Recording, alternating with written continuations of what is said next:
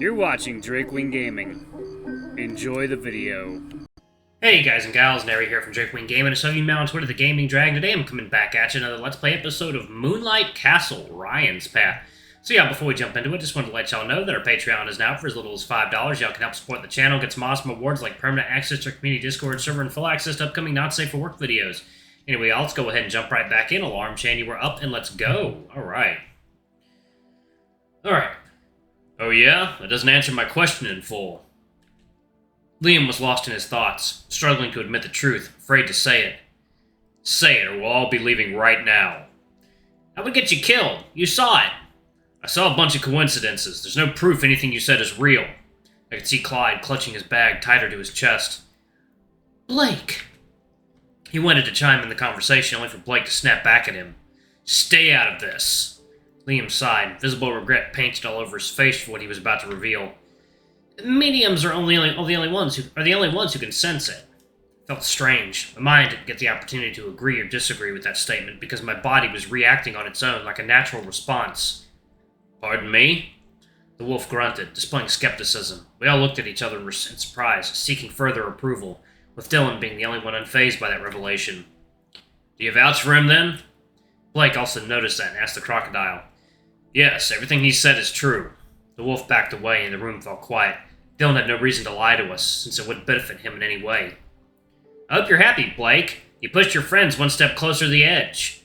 Fuck off, Liam. Blake hurried away, causing Dylan to roll his eyes and follow suit. I'm also capable of smelling that odor. I had noticed, and with this new information, I was still processing what it meant for us both. I don't need to repeat myself. Liam then turned to me. Now it's your turn. I'd like to ask you a few questions before I leave. I guess. He dragged me back into the hallway to get some distance from Patrice and the others. That isolated only one pair because Ryan and Russell were peeking from the door and listening in. Do you have any idea what you've done? Is that a trick question? Liam picked up my arm and made us all look at that weird marker on my wrist. How did you get that?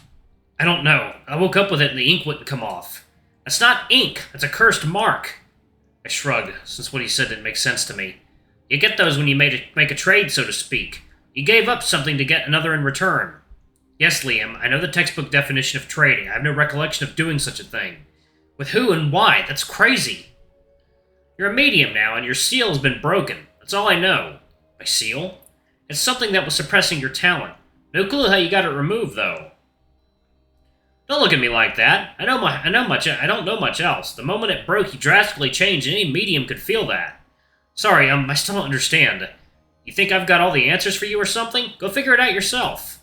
Now that you've awakened, there's no reason to hold you back. Take my equipment. Your body will show you.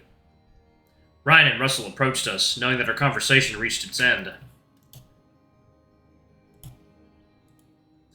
Okay. I refuse to believe any of this until you show me a real ghost. You'll see plenty tonight, don't worry. See you guys in 1 hour. Have fun.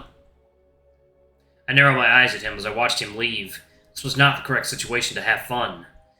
So, I'm very confused. Same. But it sounds like you've got superpowers. Yeah, the power of freaking out and hiding into my hat. Those are cute powers.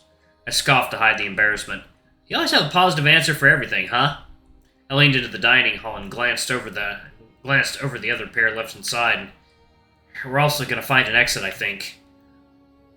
Be careful, there's something sinister in the air tonight. Don't fucking say that! We left while Clyde mumbled an apology to the scared tiger. If you had a power, what would it be? Is this really the time? Shouldn't we figure out what it is that you can do? You're way too into this. I didn't tell you before, but Russell can read minds, that's for sure. That's because he figured out what you like to eat? He knew exactly what I wanted to eat. The answer is food, Ryan. It's not hard with you. My head began pulsing again. It was annoying, but with time you start getting used to it. I hushed Ryan before he could speak. We needed silence, mostly me. Why did you return? At first I thought Ryan said something, but I quickly realized the voice was coming from the front rather than from behind. Who are you? Show yourself! No, wait, is it a ghost? He really was excited about it. Your voice sounded familiar. Please, let me see you. Silence. There was no answer, but I could feel their presence still. I don't know. I don't understand. This should be the first time I'm ever going through this, but it's not. I'm saying things that make no sense. Well, I think you're just a little overwhelmed. Don't stress yourself out. You're right.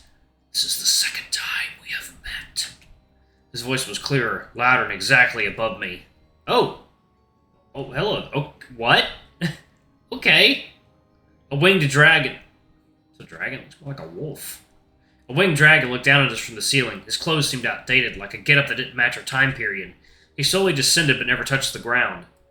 Second, what do you mean? What do you mean? That's impossible. So you're talking with a ghost right now?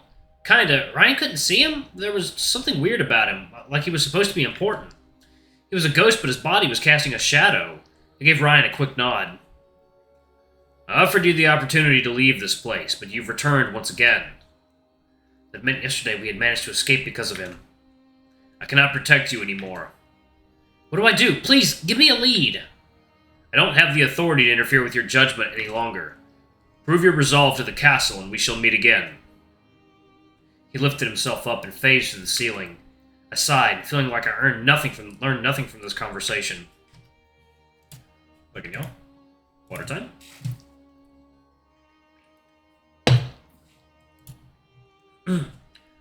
Bad sign. I told Ryan what I saw. Oh, a winged dragon? Man, I'm so jealous. He said we already met before, but I'd remember someone like him. We have a paper in the bag. Can you draw him for me? No. I scratched my head, trying to pull anything useful from the few things he said. Proving my resolve. That means I'm being tested, right? But what kind of test? It could be anything. You immediately got me thinking about the upcoming exams I've yet to study for. Use another word. Tests are banned. But that would make this easier for me. No, enough about school. I want to see some crazy shit.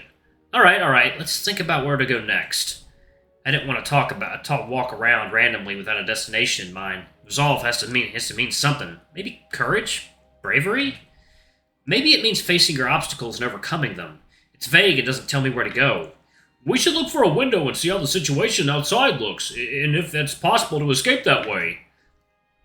I suppose we can start with that. You're free to decide the next location while I do this little thing. I opened the map and looked at it. The layout had changed exactly like they said before, but the rooms themselves should have been the same, and I saw a library. Learning about the castle, that was my best option at solving the mystery and protecting my friends. Ryan squished his face against the glass and stared outside while contemplating with a couple of grunts. So, what did you see? I said that while I gave a quick look myself and saw basically nothing. There was so much fog surrounding us that it felt like the entire castle was floating. It's impossible for us to see what's going on outside. The only way would be to break the glass and physically climb out. You're not doing that. Why not? At worst, shards of glass would get into my fur. We're on ground level. Like, there's no danger at all. I don't know. Call me weird, but I have a terrible feeling about it. Do not go outside. Okay, for now we won't, I guess. We still have to find Liam's sister. Then we can think about it. He's right.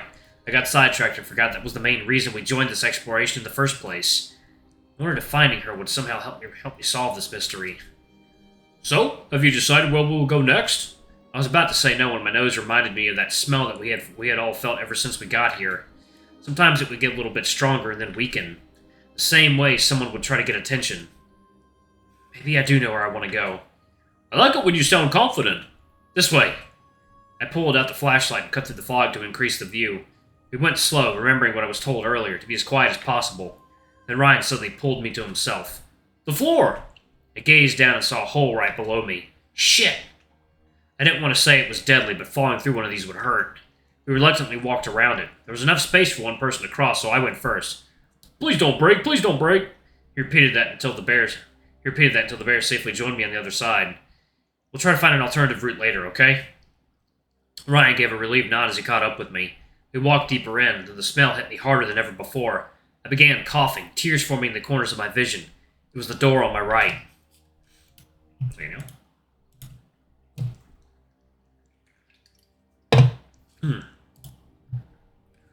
Oh, it's not at the end? I mumbled a negative answer and stared at it. Now that I was right in front of it, fear decided to pay me a quick visit. It was waiting for me on the other side. Was it really going to be a corpse? How would I react when I see it? Ryan reached for the handle in my place and twisted it open. I was supposed to do it. The door didn't fight back and released an even stronger odor, so much so I would have fainted, honestly. The bear took the flashlight off my hands and stepped inside. His initiative got me to move after him, knowing it'd be unfair to have him shoulder everything. I quickly scanned the room, the old bedroom we found yesterday, whatever horror was awaiting us. Here! My eyes widened. On top of that dusty bed, skeletal remains of a dead beastman were laid to rest. So, everything Liam said was true. I was paralyzed, staring at what was once a living person, and now were just bones and torn clothes. What happened here? Were they killed? Or were they trapped in here until death took them? Could this be us? My face twisted with discomfort at that sight. Life was so frail and easily broken. I didn't realize how upsetting it could have been to witness the end of a life. I'd never known this person. I'll never get the chance to, and I found myself grieving for them. I hope they're in a better place now. Nobody deserves to suffer like this. I picked up the old bedsheet on the floor and gently covered the body with it.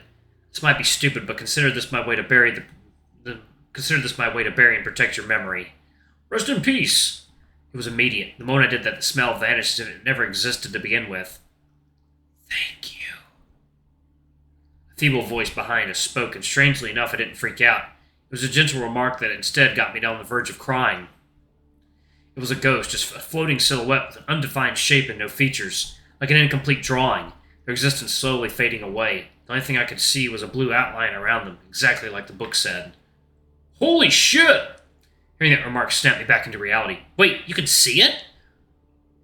You don't think I'm disgusting? Somehow I could feel so much pain through those words. Abuse, torture, the broken will of a lost soul. You wanted to find someone, didn't you? I'm sorry that I can't do anything for you. I could feel the soul staring back at me even without seeing his eyes, and after a few seconds he began to weep. No tears formed, but the sound was enough to form a hole in my heart. Your kindness is the greatest gift I've ever received. The ghost faded away, and behind me something fell and hit the floor. That was insane! Was it? I don't feel like I did anything. I turned around to check what that sound was and found a key. Yeah, it fucking was! You are natural, like you've done this before! Stop. Look at this instead. I opened my palm and showed him the rusty key. I think this was a gift from a ghost. That's nice, but I do have to try every lock I see to find the right... Do I have to try every lock I see to find the right fit? Of course not. You're going to use your special powers, and when we're close to it, you'll say, this is it. My face went red. It was a decent impression of me, and he was happy about it. I hate that. Blushing or hatting? Which one is best right now?